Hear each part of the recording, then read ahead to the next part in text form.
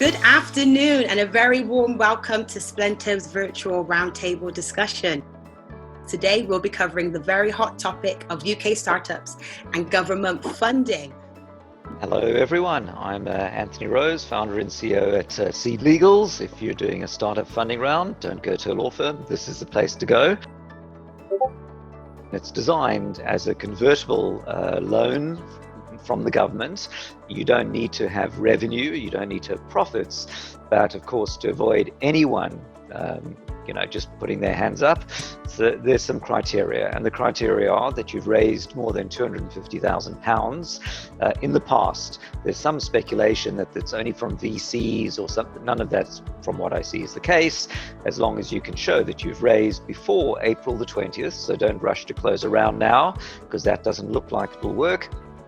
If you've raised more than 250k and it's a UK company, then in theory you're in. So the next thing is, the way it works is the government will match fund investors, and you have to find at least £125,000 of investment, and then the government will match that with its own investment. So I think one of the key things we've been discussing is, how do you sort of save startups? And I think, when you become a founder, you know that there's no one going to help you. You're going into the desert and you plan to come out the other end. And it's nice that people are there to help you, but you should assume that you have to make your own way and forage through the desert or jungle. And therefore adapt to the situation. And adapting means obviously tweak your product as far as you can to the times.